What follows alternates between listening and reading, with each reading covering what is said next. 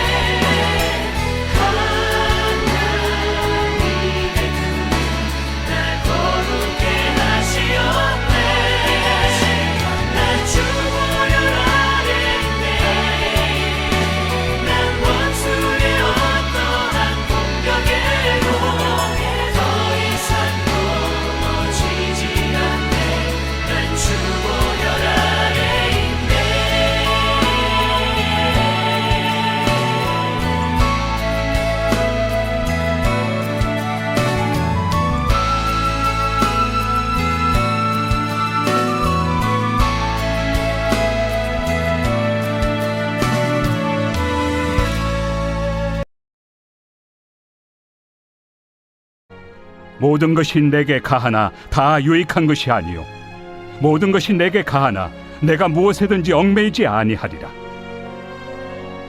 음식은 배를 위하여 있고 배는 음식을 위하여 있으나 하나님은 이것저것을 다 패하시리라. 몸은 음란을 위하여 있지 않고 오직 주를 위하여 있으며 주는 몸을 위하여 계시느니라. 하나님이 주를 다시 살리셨고 또한 그의 권능으로 우리를 다시 살리시리라. 너희 몸이 그리스도의 지체인 줄을 알지 못하느냐? 내가 그리스도의 지체를 가지고 장녀의 지체를 만들겠느냐? 결코 그럴 수 없느니라. 장녀와 합하는 자는 그와 한 몸인 줄을 알지 못하느냐? 일러스되 둘이 한 육체가 된다 하셨나니 주와 합하는 자는 한 영이니라. 음행을 피하라.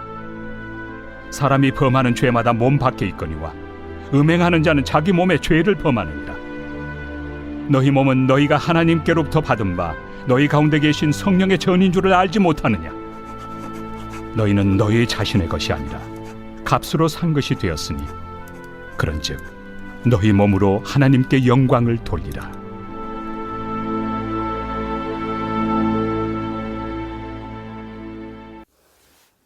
오늘은 대속의 의미를 갖고 있는 십자가에 대해서 살펴보도록 하겠습니다.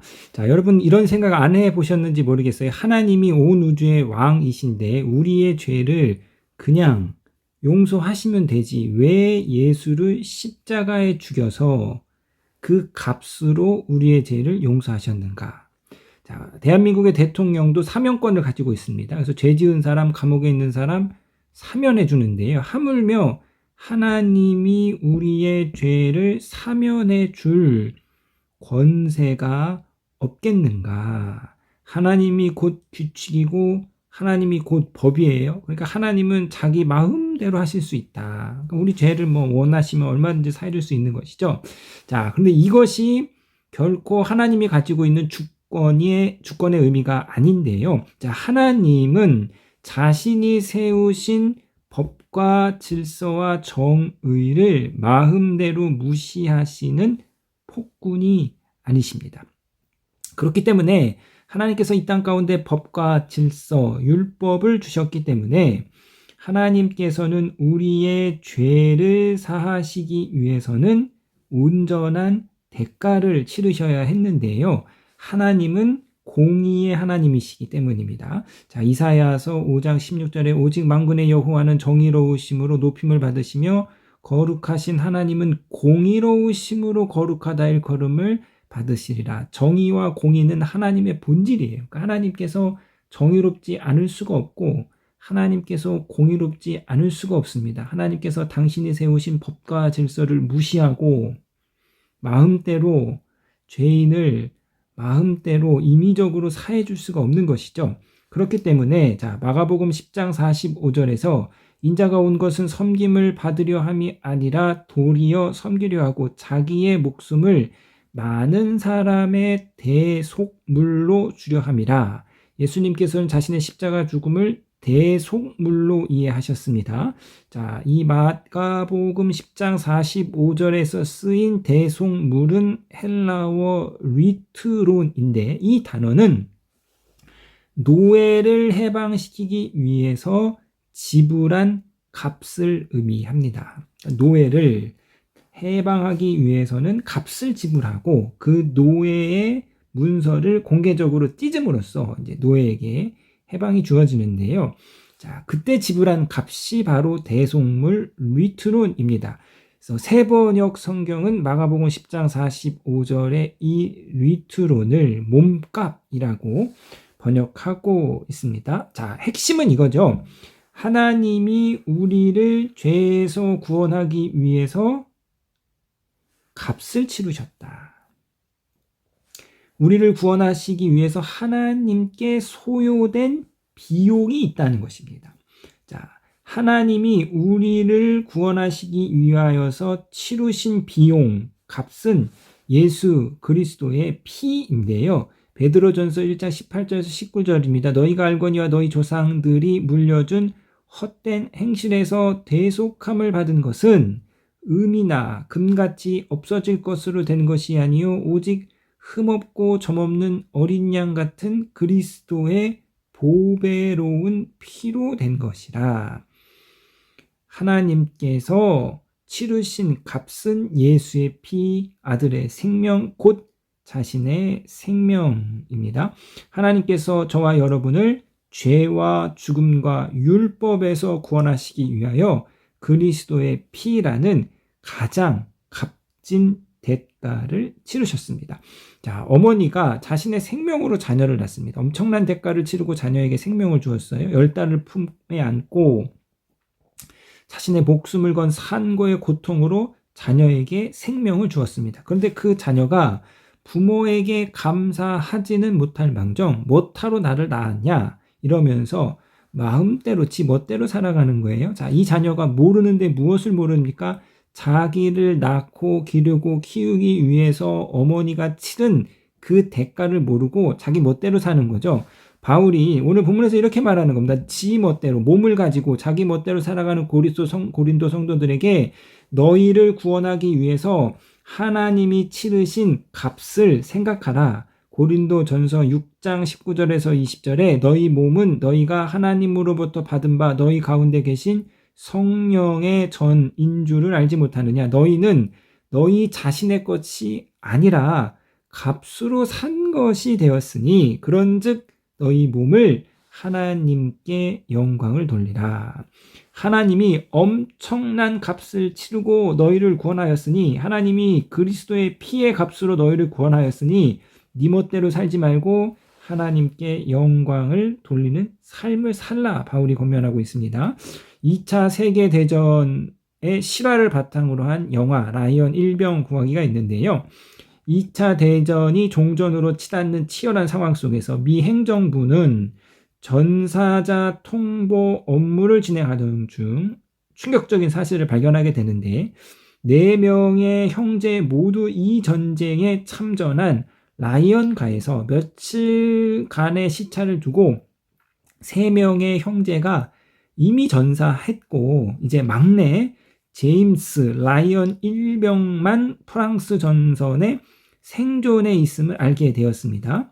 4명의 아들 가운데 이미 셋을 잃은 라이언 부인을 위해 미 행정부는 막내 제임스를 구하기 위한 매우 특별한 작전을 지시하는데요. 밀러 대위는 7명의 팀원을 데리고 라이언 일병을 구하는 어려운 임무를 맡게 됩니다. 라이언이라는 얼굴도 모르는 병사 1명을 구하기 위해서 8명의 대원이 출동합니다. 밀러 일행은 우여곡절 끝에 라이언 일병이 현재 독일군 사이에 고립되어 있다는 사실을 듣게 됩니다. 자, 단 1명의 목숨을 구하기 위해서 8명이 위험을 감수해야 할 상황에서 대원들은 과연 라이언 1명의 생명이 그들의 8명의 생명보다 더 가치가 있는가라는 혼란에 빠져듭니다. 하지만 지휘관으로서 작전을 끝까지 책임지고 성공적으로 완수해야 할 밀러는 부하들을 설득해 라이언 일병이 있는 곳으로 향합니다. 도중에 독일군과의 간헐적인 전투를 치르면서 결국 밀러 일행은 극적으로 라이언 일병을 찾아내는데요. 하지만 이 라이언이 집으로 돌아가기를 거부하는데요. 다리를 사수해야 할 위험한 임무를 앞두고 동료들만 남겨두고 혼자 떠나가는 것을 거부합니다. 결국 밀러 대위는 라이언과 같이 이 작전을 수행하기로 하는데 그 과정에서 대원들이 죽고 밀러 대위도 죽게 됩니다. 밀러 대위는 죽으면서 라이언에게 이런 말을 남겼습니다. 라이언, 꼭 살아서 돌아가. 잘 살아야 돼. 결국 라이언 일병을 구하기 위해서 팀원 8명 중 6명이 목숨을 잃습니다. 영화 내내 밀러의 대원들은 갈등을 하지요. 라이언 일병 1명의 생명이 그들 8명의 생명보다 더 가치가 있는가? 자, 이제 오랜 세월이 지난 후에 밀러 대위 묘지에 모인 라이언의 가족들이 나오는데요. 자, 라이언이 밀러 대위 묘지 앞에 몸을 숙인 채 아내에게 묻습니다. 훌륭히 살았다고 말해줘. 내가 좋은 사람이었다고 말해줘. 아내는 대답하는데요. 물론이죠. 당신은 훌륭했어요. 무슨 의미입니까? 자신을 구원하기 위해 그들이 치른 생명의 대가에 내가 그 가치만큼 합당한 삶을 살았는가? 6명의 목숨을 잃고 나를 살렸는데 내가 그만큼 합당하고 가치 있는 삶을 살았는가라고 묻고 있습니다. 자, 너희는 너희 자신의 것이 아니라 하나님이 가치를 치르고 하나님이 그리스도의 피값으로 사신 바 되었으니 이제 하나님이 치르신 대가에 합당한 삶을 살아라. 그에 걸맞는 삶을 살아라. 하나님의 영광을 위해 살아라. 오늘 바울이 고린도 성도들에게, 저와 여러분들에게 힘주어 권면하고 있습니다. 사랑하는 성도님 여러분, 그러므로 값싼 구원은 없습니다. 로마서 3장 24절에 그리스도 예수 안에 있는 속량으로 말미암아 하나님의 은혜로 값없이 의롭다 하심을 얻은 자 되었느니라. 자, 여기서의 값없이는요, 하나님 편에서 값없이가 아니라 우리 편에서 값없이입니다. 하나님이 생명의 값을 치르셨기에 우리는 값없이 속량되었습니다. 그렇기 때문에 하나님의 은혜이죠. 하나님이 값을 다 치르셨기 때문에 하나님의 은혜이고, 하나님의 은혜이기 때문에 우리는 자랑할 것이 없습니다. 하나님이 십자가에서 지불한 대가를, 예수의 피 흘리심의 대가를 온전히 깨달은 성도는 함부로 살지 못하고 결코 자기를 자랑하지 못할 것입니다. 이 새벽에 십자가 대속의 은혜를 깊게 묵상하시는 저와 여러분이 되시기를 주님의 이름으로 부탁드리겠습니다.